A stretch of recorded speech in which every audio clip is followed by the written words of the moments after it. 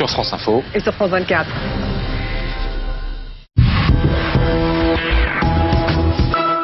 Bonjour et bienvenue dans l'invité de l'économie. Je reçois aujourd'hui Alain Roumillac, président de Manpower Group France. Bonjour Alain Roumillac. Bonjour. Alors félicitations, vous avez fait donc un chiffre d'affaires cette année de 4,9 milliards d'euros, plus 2% d'augmentation. Et si on regarde le chiffre d'affaires de votre groupe mondial, c'est 5,4 milliards de dollars. Mais la France, c'est le premier marché de Manpower. Comment on comprend ça? Alors c'est effectivement le premier marché, on représente 26% du chiffre d'affaires global, beaucoup plus que les États-Unis, là où est basée notre maison mère. C'est parce que nous avons une part de marché en France beaucoup plus importante que dans la plupart des autres pays, et ceci est en général lié au fait qu'il y a une législation très contraignante en France, et donc elle a tendance à consolider les acteurs, parce que ce que nos clients viennent aussi chercher, c'est de l'expertise juridique et de la sécurité juridique. Donc ils vont chercher plutôt des acteurs de taille importante. Donc vous dites que c'est lié à la structure du marché du travail en France qui favorise le chiffre d'affaires de Manpower Monde. Oui, parce que, en tout cas en France, parce que je vous dis, on a un peu plus de 20% de part de marché en France, alors qu'on doit avoir entre 2 et 3% de part de marché aux États-Unis. Ouais. Parce que nos clients, les clients français viennent plutôt chercher, ou en tout cas historiquement sont venus chercher des acteurs importants qui, sans doute, les rassuraient plus sur la capacité à les aider à naviguer dans une complexité importante du droit du travail. Quand vous dites rassurer, ça veut dire que Pôle emploi fait pas bien son travail? Non, mais c'est que nous, ensuite, c'est nous qui portons les contrats de travail. Donc si ensuite, c'est plutôt le fait de respecter la législation, et que s'il y a des soucis, par exemple avec l'inspection du travail, on sera là pour expliquer que on a bien respecté cette législation. Et ce qui nécessite quand même une vraie expertise, et que sans doute on est capable, peut-être plus que d'autres, de montrer à nos clients. Alors ce qui m'a surpris, une remarque que je fais par rapport à votre communiqué de presse qui annonce donc vos chiffres, c'est qu'à chaque fois vous corrélez, vous reliez votre chiffre d'affaires à l'action en bourse. Est-ce que ça c'est tout à fait une approche américaine? Parce que j'ai regardé là aujourd'hui, sont tombés aussi les chiffres sur Sanofi. Sanofi fait pas le lien direct entre le chiffre d'affaires et la cotation de l'action. Alors, il y a sans doute, effectivement, le fait que nous sommes une entreprise américaine, il y a sans doute un peu cette vision-là. Il y a aussi le fait que, vous savez, on nous dit souvent que nous sommes un indicateur avancé de l'économie. Ah. Et que donc, on regarde l'évolution de notre chiffre d'affaires pour voir est-ce que il y a des signes comme quoi l'économie est en train de ralentir ou au contraire d'accélérer. Et ce qui est aussi donc corrélé avec notre action en bourse, qui peut être, elle, plutôt liée au fait que nous sommes plutôt dans une phase de décélération ou d'accélération. Voilà, ce sont les deux éléments qui justifient, je pense, ce positionnement. Ouais, c'est assez drôle de voir que c'est vraiment la valeur actionnariale qui importe. Alors, combien d'intérimaires Manpower France? Donc, alors sur le périmètre dont je m'occupe, donc la France c'est à peu près 110 000 intérimaires. Nous sommes aussi, dans mon périmètre j'ai aussi donc le Maroc et la Tunisie, 10 000 intérimaires au Maroc et 1000 intérimaires en Tunisie. Vous devez être content parce que quand on regarde les chiffres sur les contrats à durée déterminée, contrats courts et contrats intérim, au début des années 80 on était à 1% de la masse salariale, et là on est plus à 4,5%. Est-ce qu'il y a aussi un espoir que ça continue à grimper?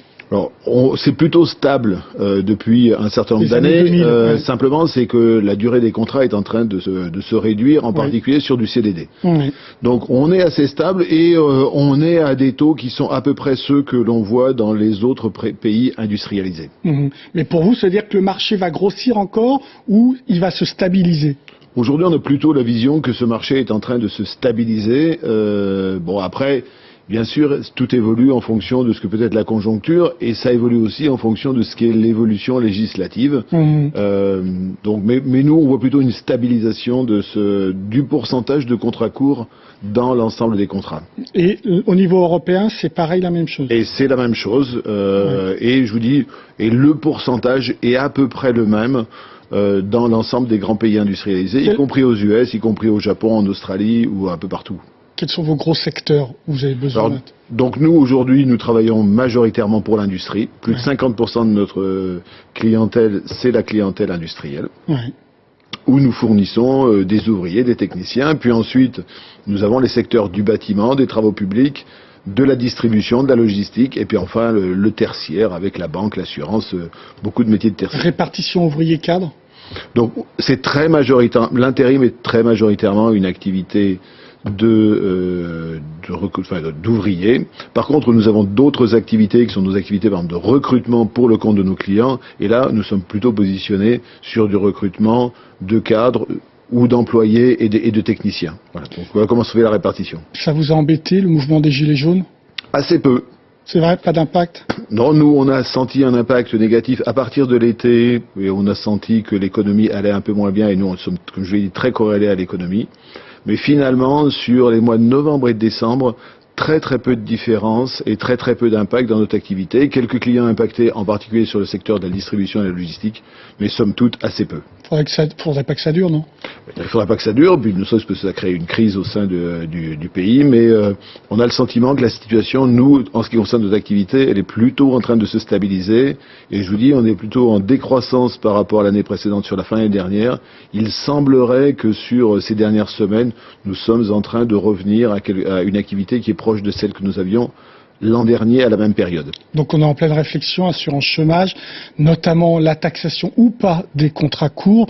C'est une usine à gaz pour vous? Alors ça risque d'être une usine à gaz et donc nous, ce que nous poussons, c'est ce que nous avions proposé lors de la dernière négociation en 2013 où nous avons créé le CDI intérimaire en France.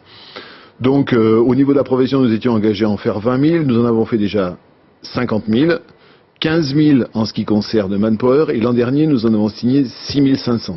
Et donc, nous considérons que c'est une bonne réponse au fait que les salariés qui ont des contrats courts, on leur donne de vraies perspectives, parce que ce CDI intérimaire, c'est d'abord une garantie de pouvoir d'achat, puisqu'ils sont occupés tout au long de l'année, et donc quand ils sont en intermission, c'est nous qui les rémunérons, et puis ils ont accès au logement, au crédit, donc ils ont véritablement un statut. Et pour beaucoup, près de 20% l'an dernier. Ensuite, ils sont embauchés par nos clients parce que ce sont de très très bons professionnels. Donc nous, notre volonté et ce que nous proposons au gouvernement sur notre secteur, c'est de continuer dans ce sens-là. Qu'est-ce qui bloquerait pour aller plus loin? Ce qui bloquerait, ça peut être le fait que on veut que tous les secteurs soient traités de la même façon. Et nous, on a vu d'ailleurs avec un certain plaisir l'initiative qui a été prise hier par l'hôtellerie et la restauration. Une plateforme sur un CDI mobilité. Eux, ils vont vers leur CDI à eux, comme nous on l'a fait. Et quelque part, ça ne fait que aller dans le sens de vouloir apporter un véritable statut et puis essayer de faire en sorte que les personnels qui travaillent en contrat court soient dans une situation le moins précaire possible. Ça n'a pas l'air de plaire aux syndicats, ce que propose l'hôtellerie, la restauration. Ce fameux CDI mobilité. Le secteur de l'hôtellerie-restauration, c'est pas un secteur que nous on connaît très bien, qu'on connaît beaucoup. Voilà. Puis après, on est dans des phases de négociation, donc on va voir comment est-ce que toute la négociation va avancer. Donc nous, on est plutôt sur ce sujet, sur les deux sujets. C'est premièrement donner un statut pour sortir les gens de la précarité. Et puis le deuxième sujet, c'est que tous ces gens-là, en général, s'ils sont en contrat court, c'est qu'ils n'ont pas toutes les compétences pour pouvoir être en contrat à durée indéterminée. Donc c'est continuer à investir sur ces populations pour les amener de plus en plus vers l'emploi durable. C'est ce que nous faisons. Nous avons pris en particulier cette année une population de 40 000 de nos intérimaires, définir des parcours professionnels avec eux en associant des missions et de la formation pour augmenter leur durée d'emploi et les amener progressivement vers l'emploi durable. Voilà ce que sont mes engagements. Sur l'employabilité, essentiellement sur une éventuelle fracture numérique, c'est ça qu'il faut rattraper le plus? Alors il y a ce sujet-là, il y a le fait aussi que aujourd'hui, si on prend nos clients industriels, hier nos ouvriers faisaient beaucoup de tâches répétitives, donc pas besoin de beaucoup de compétences. Aujourd'hui, le niveau d'adaptabilité doit être beaucoup plus important. justement s'adapter à des outils numériques. Donc c'est tout ça où il faut accompagner un certain nombre de populations. Voilà. Donc nous, notre vision, c'est de dire oui, il faut aider ces personnels-là. On peut pas juste le balayer d'un revers de main. Je crois que nous y avons apporté une solution. Nous sommes prêts à aller plus loin. Et nous, on pense que c'est une bonne solution en ce qui concerne les métiers de l'intérim.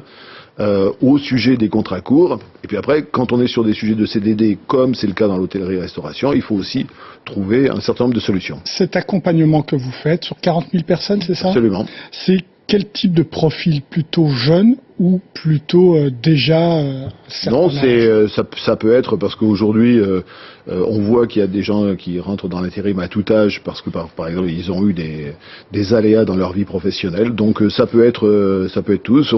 On signe nous des CDI intérimaires avec des gens qui ont plus de 55 ans et à partir du moment où ils ont la qualification sur leur bassin d'emploi, nous ça nous pose pas de problème pour nous engager avec eux. Et puis de toute façon dans un monde qui va continuer à se transformer, il va falloir que tout au long de la vie, les gens soient capables de s'adapter, qu'on soit capable de les reformer.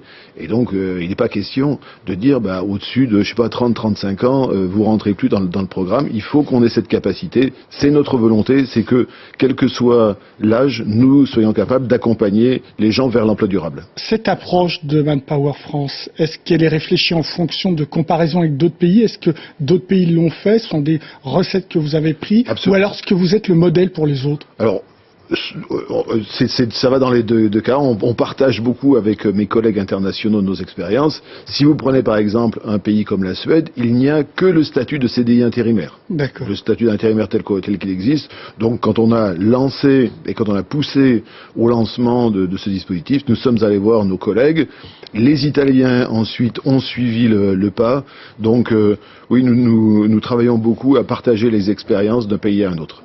Merci beaucoup Alain Romiliac pour vos réponses. L'invité de l'économie, eh bien c'est terminé, mais évidemment, comme d'habitude, vous pouvez retrouver cette émission sur france24.com. Au revoir.